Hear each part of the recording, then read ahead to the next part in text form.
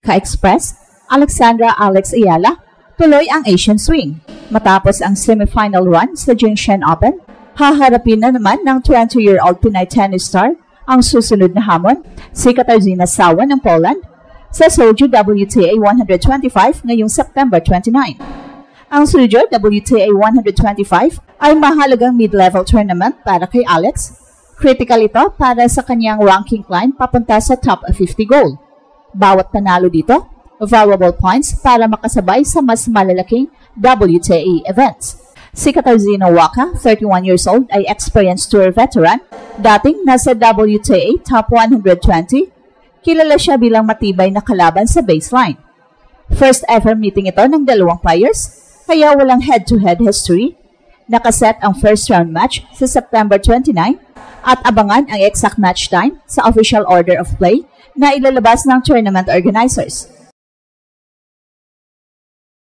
Para manalo, kailangan ni Alex ng high first serve percentage at dapat iwasan ang mahabang rallies kung saan magaling si Kawa. At dapat gamitin ang bilis at aggression para makontrol ang pace ng laro. Habang abala si Alex sa International Tennis Circuit, patuloy din ang paghahanda ni Kai Sotto para sa susunod na Gilas Pilipinas campaign. Parehong nagdadala ng bandera ng Pilipinas sa world stage. Ang laban na ito ay mahalaga para patunayang consistent threat na si Alex sa international tour. At para sa mga fans, suportahan natin ang ating Pinay tennis pride sa kanyang susunod na laban. Ang pagpasok ni Alex sa Soju WTA 125 tournament ay hindi lamang isang competition sa kanyang kalendaryo.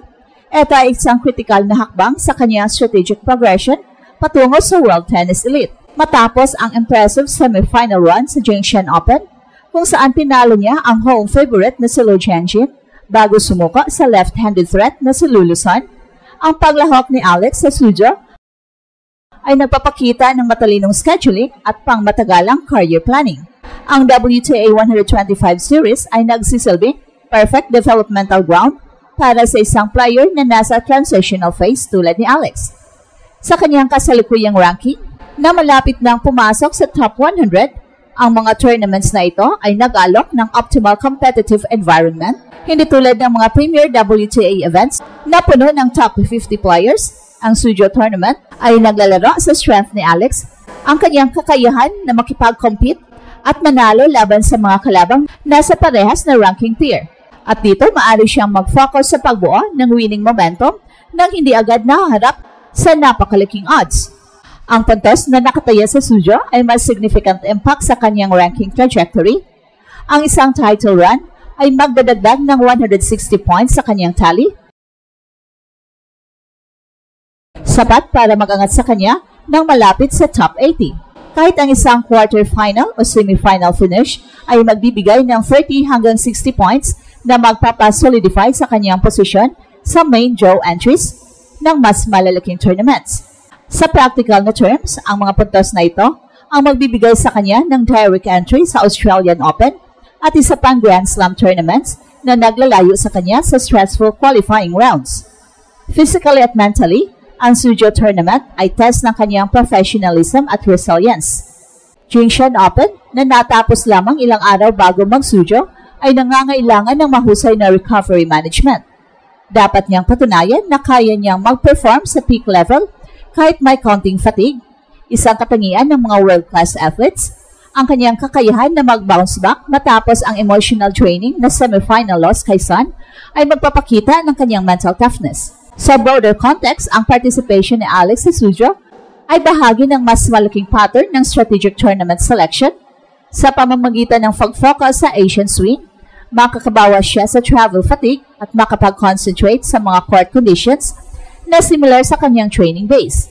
Ang mga hardcore tournaments sa China ay nagbibigay sa kanya ng familiar environment kung saan maaari niyang i-maximize ang kanyang aggressive baseline game. Para sa Philippine tennis, ang bawat tournament na ito ay nagtatakda ng precedent.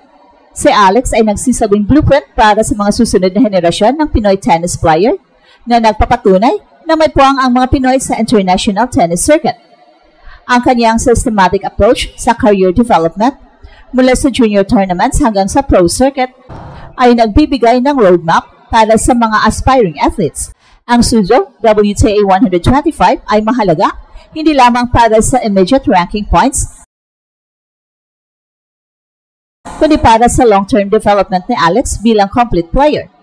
Dito niya masusubok ang kanyang kakayahan na mag-adjust sa different opponent styles, mag-manage ng tournament pressure at mag-maintain ng consistency sa performance. Ang tagumpay dito ay magbibigay signal na handa na siya para sa mas mataas na level ng competition at mas malalaking hamon sa international tennis scene. Ngayon ay nasa analytical mode tayo para i-breakdown ang laban ni Alex kontra Katarzyna Kawa sa Suzhou WTA 125. Makikita natin dito ang klasikong laban ng Gen Z Power versus Veteran Grit. Ang matchup na ito hindi lamang tungkol sa raw talent, kundi pati na rin sa diskarte at pag-unawa sa laro ng kalaban. Una nating tingnan ang style clash sa pagitan ng dalawang manlalaro. Si Alex ay kilala sa kanyang malalakas na ground strokes at aggressive returns, samantala si Kawa ay isang veteran na polished player na ang style ay mahihalang tulad sa isang pader, sulit sa baseline, mahaba ang pasensya, at hindi basta-basta nagkakamali. At dito papasok ang kahalagahan ng tamang diskarte para kay Alex na nangangahulugang hindi sapat ang pag-asa lamang sa lakas ng palo. Ang unang critical na punto para kay Alex ay ang kanyang first serve percentage. Dapat itong manatili sa 65% pataas upang maiwasan ang mga sitwasyon kung saan maaring mag-short si Kawa. Kapag nag-second serve si Alex, mas magkakaroon ng pagkakataon si Kawa na mag-deep returns para ma-neutralize agad ang attack. Kailangan ni Alex ng malakas at well-placed first serve, papalabas para makagawa ng short return na madaling atakihin. Pangalawa, kailangang iwasan ni Alex ang backhand-to-backhand trap. Magaling si Kawa sa mga ganitong uri ng exchanges, kaya kung mapapasok si Alex sa patenterong backhand-to-backhand, lamang ang polished veteran. At ang solusyon dito ay ang paggamit ng slice backhand para baguhin ang rhythm ng laro, nasusundan ng biglang pagpalit sa forehand acceleration kapag may nakita ng short ball. Pangatlo, mahalaga ang wise na paggamit ng drop shot. Isa sa mga kilalang weakness ni Kawa ay ang kanyang movement papunta sa net. Magiging epektibo ang drop shot lalo na kapag napilitan siyang mag-baseline rally. Subalit, dapat na nasa tamang timing ang paggamit nito upang hindi babasa ang pattern ng laro. Pangapat, ang mental game ay magiging susi sa tagumpay. Dito masusubok ang maturity ni Alex bilang manlalaro. Si Kawa ay sanay na sa mental warfare at pipilitin niyang mag-impatient si Alex at mag-force ng errors.